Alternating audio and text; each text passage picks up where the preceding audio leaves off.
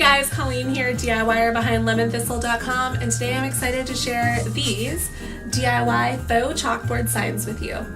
This is such a simple DIY, and why I really love it is because while I love the look of chalkboards, chalk is messy and it smudges. I mean, if you have little kids in your house, there is no chance that your chalkboard's going to stay looking lovely for very long. And so these are a great DIY that you can pack away and bring out year to year, and it's just going to look just as fabulous. I made this DIY to celebrate the launch of the Cozy Christmas Fresh Cut SVG bundle.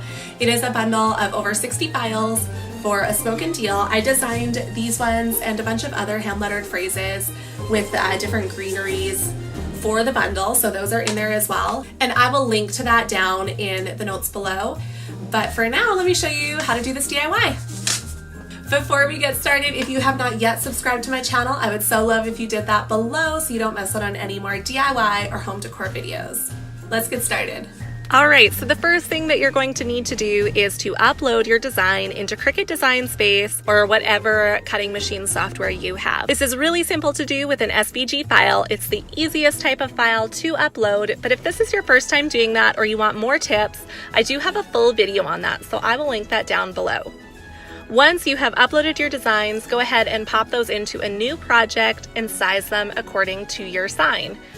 The wood signs that I used were just over 6 inches across, so I made sure to size everything according to that.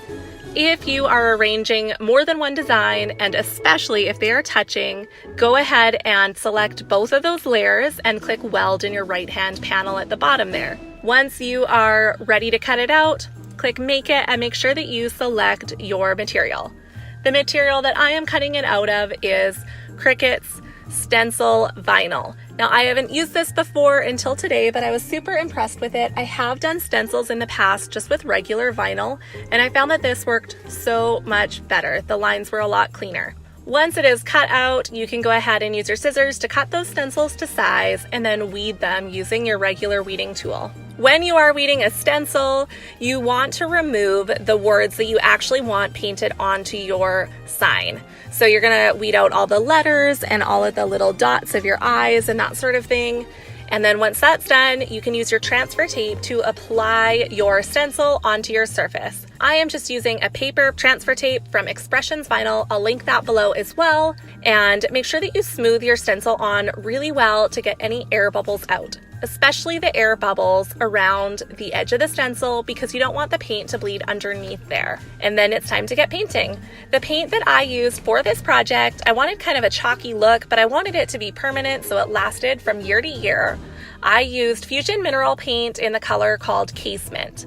It's a beautiful white. I really recommend it. I used a foam brush. You could also use a foam dabber if you prefer. And I just used a very teeny tiny amount of paint and dabbed it onto the stencil. When you are done that, you can peel back your stencil. I did this while it was still wet. You could definitely wait until it's dry. Peel back the little tiny pieces in the middle of your design without wrecking your design. I just used the weeding tool for that and wiggled them around until the adhesive released.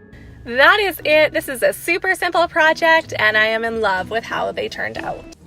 Thank you so much for watching. I hope that you enjoyed this video. If you did, make sure to give it a thumbs up below and subscribe so you don't miss out on any more DIY or home decor videos. We'll see you next time.